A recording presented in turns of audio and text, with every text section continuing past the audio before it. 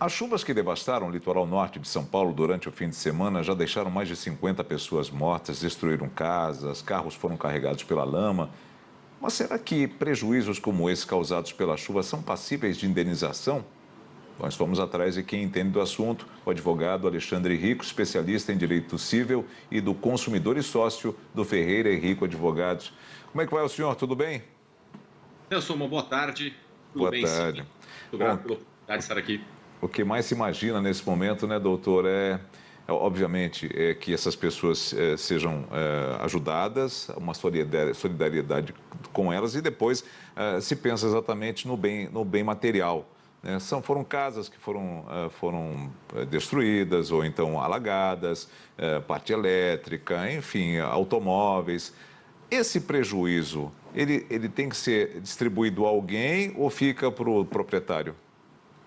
Olha, Nelson, é uma situação que demanda, como você bem pontuou aqui, né? Inicialmente, um pronto-socorro a essas pessoas todas, a questão que envolve a integridade física delas, saúde emocional, mas nós lidamos também com os prejuízos que nascem desse evento, né? Os chamados danos emergentes. São problemas nas residências, são problemas nos veículos, são problemas ali que envolvem muitas vezes toda a estrutura interna de casas dessas pessoas, né? E a reparabilidade, ela é sim possível. Cada caso ele tem que ser analisado de uma forma muito pontual, mas evidentemente que há sim uma possibilidade de ressarcimento material, especialmente quando nós identificamos que em muitas dessas situações, as situações aconteceram em regiões de risco. Então, é importante ser verificado aqui a existência de uma eventual omissão do poder público quanto ao seu dever de cautela, o seu dever de cuidado para com as pessoas, eventualmente uma falta de aviso, uma vez que existe um critério de previsibilidade dessas chuvas e especialmente os grandes riscos que existem nas zonas que justamente levam esse nome, né? As zonas de risco. Então, essas questões elas podem sim ser analisadas dentro do âmbito da indenização dos prejuízos materiais. O que não é simples, né, doutor? Eu acredito eu. As prefeituras, ou seja, as autoridades, elas podem ser responsáveis por problemas como esse, problemas que são do céu? Sim, existe sim a possibilidade de uma responsabilização quando nós tratamos de situações que, na verdade, são situações já corriqueiras, né? Infelizmente, nós temos todo ano notícias de cenários dessa natureza. Nós temos diversas situações reiteradas e o importante aqui é nós entendermos se o poder público tem atendido às necessidades dessas pessoas, se tem tido políticas ali de melhoria das situações, se tem, de certa forma, agido dentro do seu poder, que é o seu poder de cautela, a sua competência para com as pessoas. Então, analisado caso a caso, evidentemente, é possível sim se pensar na questão que envolve a indenização. E este é um tema que, inclusive, já foi tratado por alguns legislativos municipais, né? A cidade de São Paulo, por exemplo, tem legislação específica sobre o tema. Então, o poder público ele entende sim o seu dever de cuidado e, consequentemente, numa eventual omissão, o seu dever de reparação. Bom, eu acredito eu que seja uma ação bastante demorada e de difícil conclusão, né? Bom, todo processo judicial ele demanda uma série de etapas dentro da processualística, dentro do chamado devido processo legal.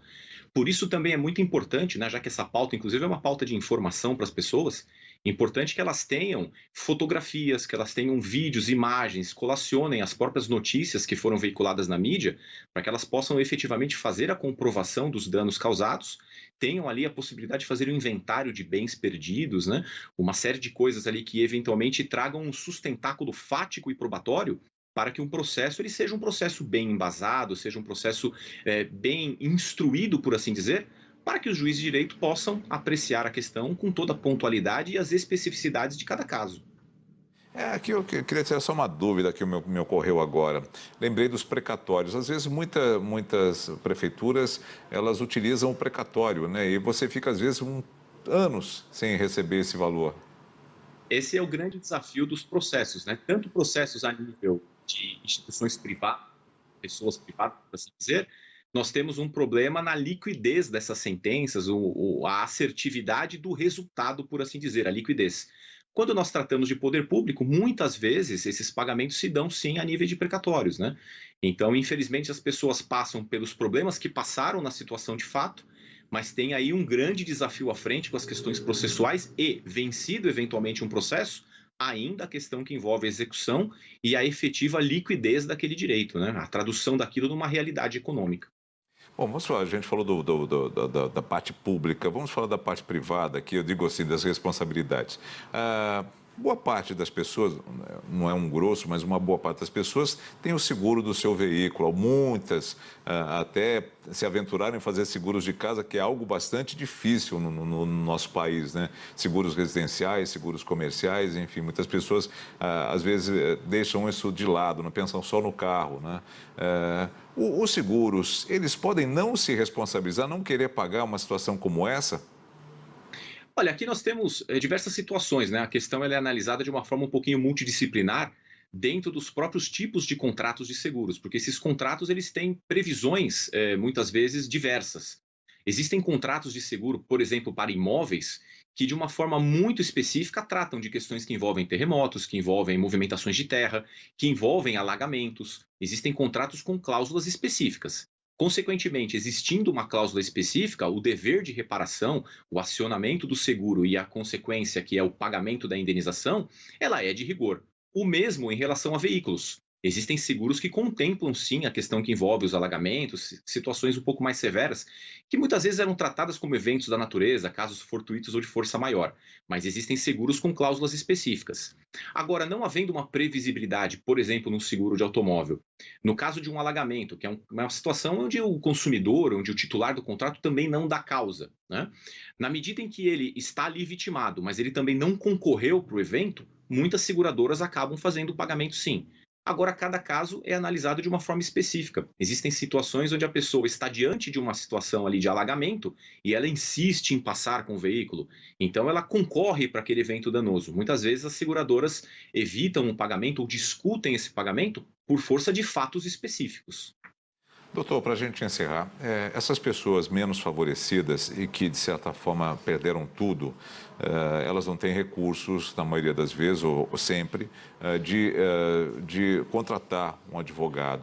Há a possibilidade de se ter um serviço advocatício de um advogado da União, de um advogado da própria da prefeitura, enfim, não sei como, acho que é da própria União, que é da Justiça, né?